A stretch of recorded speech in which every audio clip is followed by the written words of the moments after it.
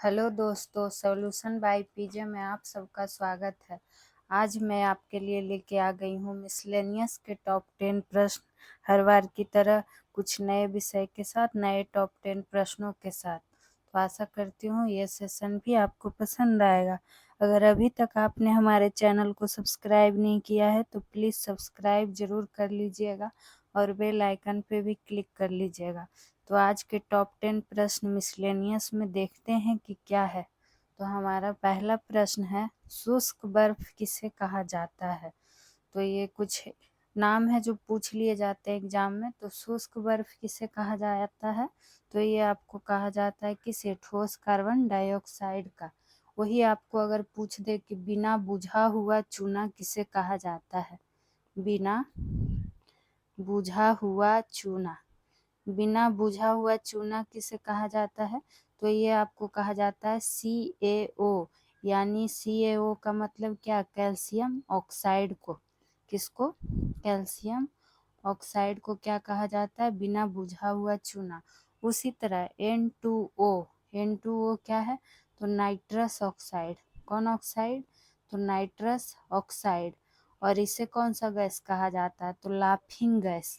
कौन गैस, तो laughing gas यानी कि हंसाने वाली गैस। उसी तरह CaOCl2 यानी कि ये किसका सूत्र हो गया, तो आपका हो गया ब्लीचिंग पाउडर का। किसका, तो ब्लीचिंग पाउडर का। और इसका क्या नाम हो जाता है, तो विरंजक चूर्ण, विरंजक चूर्ण। तो ये कुछ नाम थे केमिस्ट्री के जो बार बार पूछे जाते हैं और ये इम्पोर्टेंट कलेक्शन आपको यहाँ मिलता है। तो इसलिए आप लोग टेंशन नहीं ले, आप लोग ज़रूर नोट तैयार करते जाएं अपना भी, ताकि आपके पास भी एक अच्छे क्वेश्चन का कलेक्शन हो जाए। अब आइए क्वेश्चन नंबर 2 पे।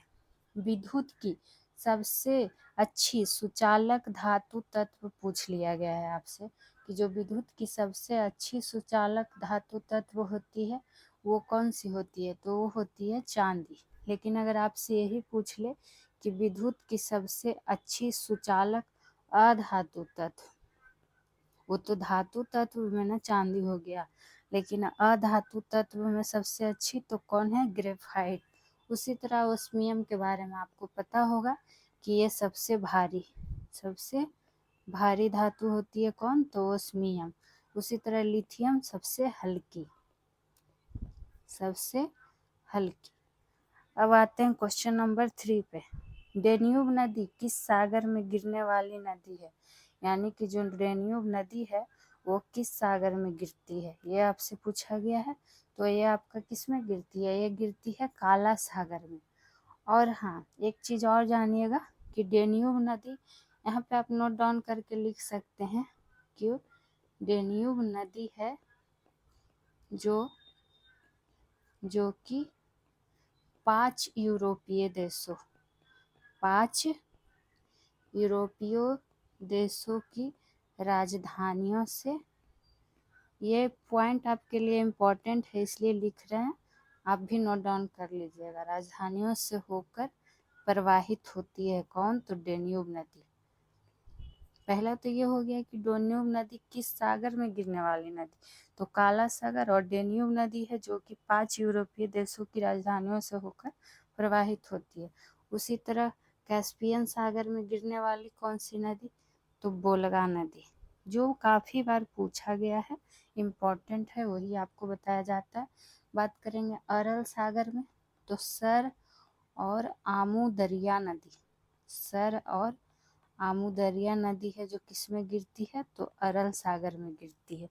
आप लोग अगर ठीक है यहाँ से देख के नहीं लिख सकते पर सुन के तो आप लोग अच्छा से नोट्स तैयार कर लीजिएगा, अगर देखने में मतलब देख के कुछ प्रॉब्लम हो रहा होगा तो।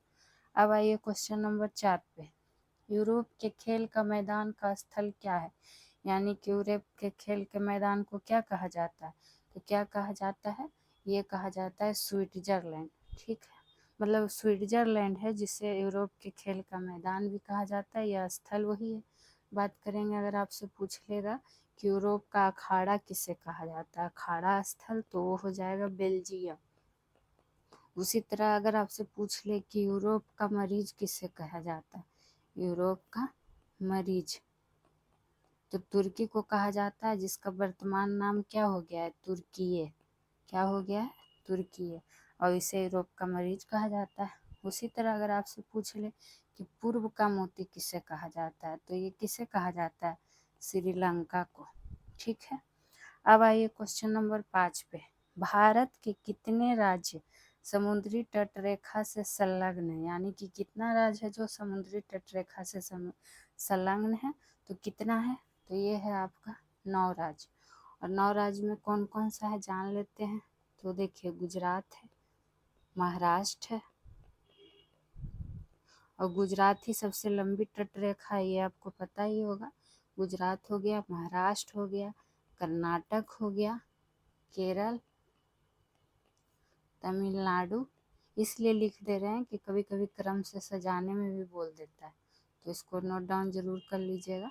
पश्चिम बंगाल हो गया, और कौन हो गया, आंध्र प्रदेश हो गया, उड़ीसा हो गया, और एक कौन लास्ट हो गया, गोवा। तो यही 9 राज्य हैं जो कि समुद्री तट रेखा से संलग्न है, और गुजरात की तट रेखा सबसे लंबी है, ये आपको पता भी होगा। अब आइए क्वेश्चन नंबर 6 पे। विश्व वानिकी दिवस कब मनाया जाता है। ये हो गया, देखिए आपसे कुछ दिवस है जो इम्पोर्टेंट हो जाते हैं एग्जाम के लिए। चूँकि मिसलेनियस का सेशन है तो आपको यहाँ हर सब्जेक्ट का क्वेश्चन मिलेगा ही। बाकी तो रेगुलर सेशन में आपको अलग अलग सब सारा सब्जेक्ट का कराया ही जाता है, और संडे स्पेशल में आपको टॉपिक वाइज भी पढ़ाया जाता है सारा सब्जेक्ट का। तो आप लोग पूरा वीडियो ज़रूर देखिए और इस चैनल से ज़रूर जुड़िए। सारे का प्लेलिस्ट बना हुआ है, आप लोग जाके देख सकते हैं। तो विश्व वानिकी दिवस कब मनाया जाता है, ये मनाया जाता है विश्व वानिकी दिवस 21 मार्च को। उसी तरह मार्च का अंतिम शनिवार को क्या मनाया जाता है, तो मार्च का अंतिम शनिवार को अर्थ आवर दिवस मनाया जाता है। अर्थ आवर दिवस यानी कि बिजली से बचत करने के संबंध में अर्थ आवर दिवस। उसी तरह 22 मार्च को तो आप लोग जानते हैं कि बिहार दिवस मनाया ही जाता है, प्लस विश्व जल दिवस भी मनाया जाता है। तो ये आपको ध्यान रहेगा कि बिहार दिवस के दिन ही विश्व जल दिवस भी मनाया जाता है। 23 मार्च को क्या मनाया जाता है, तो 23 मार्च को मनाया जाता है विश्व मौसम विज्ञान दिवस। कौन दिवस, विश्व मौसम विज्ञान दिवस। ठीक है। अब आइए क्वेश्चन नंबर 7 पर। कादिर सिलसिला के संस्थापक, कुछ महत्वपूर्ण सिलसिला है जिसके संस्थापक पूछ लिए जाते हैं। तो कादिर सिलसिला के संस्थापक कौन हो जाएंगे, तो कादिर देखिए इसके आंसर में भी लगा हुआ आपको मिलेगा, तो कादिर हो जाएंगे अब्दुल कादिर जिलानी। उसी तरह अगर आपसे पूछ दे कि मोइनुद्दीन चिश्ती जो थे ये किस सिलसिला के संस्थापक थे, तो ये थे चिश्ती सिलसिला के, और ये कुछ इम्पोर्टेंट सिलसिला है, तो आप लोग इसको नोट डाउन जरूर करिएगा। बात करते हैं बहाउद्दीन जकारिया किस सिलसिला के संस्थापक थे, तो सुहरावर्दी सिलसिला के। ठीक है। अब यहाँ क्या है, शेख बदरुद्दीन, तो ये किस सिलसिला के संस्थापक थे, शेख बदरुद्दीन, तो ये फिरदौसी सिलसिला के। आप लोग देखिएगा क्वेश्चन प्रीवियस ईयर में आपको मिल जाएगा। अब आइए क्वेश्चन नंबर 8 पे। खोंड जनजाति, कौन जनजाति, तो खोंड जो जनजाति है वो विद्रोह हुआ था खोंड जनजातियों के द्वारा, तो उसके नेतृत्वकर्ता पूछ लिए जाते हैं। तो देखिए, पहले तो जानते हैं कि खोंड जनजाति विद्रोह हुआ कब था, तो ये खोंड जनजाति विद्रोह जो हुआ था ये हुआ था आपका 1846 से 48 के बीच में। ठीक है। और इसके नेतृत्वकर्ता कौन थे, तो चक बिश्नोई। कौन बिश्नोई, तो चक बिश्नोई। और इससे अगर आपसे कभी पूछ ले कि प्रभावित क्षेत्र कौन सा था, प्रभावित क्षेत्र खोंड जनजाति जो विद्रोह हुआ उससे प्रभावित क्षेत्र, तो आंध्र प्रदेश, ये भी पूछ लिया जाता है।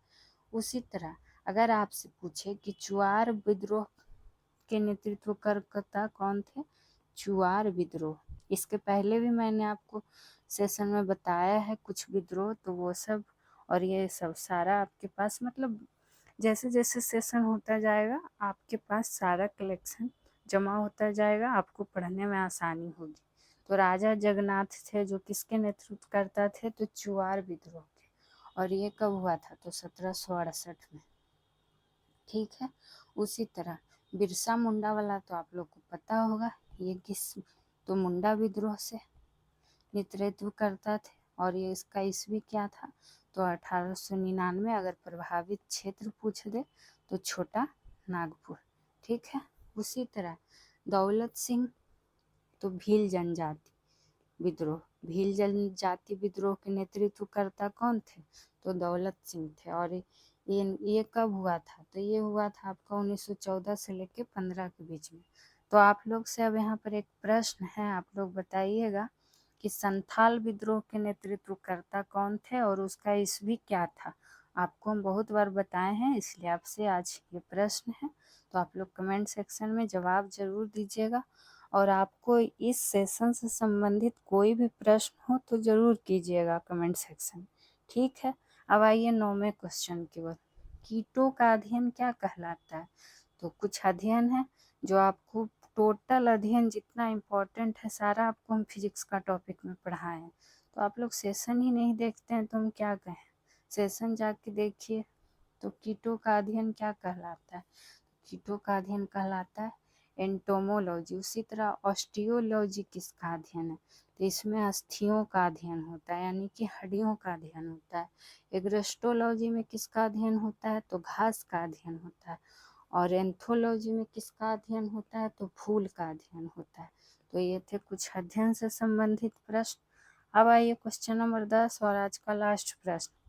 किसे विश्व साइबर अपराध सूचकांक 2024 में शीर्ष स्थान प्राप्त हुआ है, तो 100 देश में जो सबसे प्रथम स्थान पे आया है वो भी विश्व साइबर के मामले में अपराध सूचकांक 2024 में, तो कौन, तो रूस। सोच लीजिए, रूस आया है। तो आज के लिए इतना ही, फिर मिलेंगे नेक्स्ट टॉप 10 प्रश्नों में किसी और विषय का। तो आप लोग इस चैनल से ज़रूर जुड़िए, चैनल को सब्सक्राइब कीजिए, शेयर कीजिए, लाइक कीजिए। तब तक के लिए खुश रहिए, स्वस्थ रहिए। Thank you.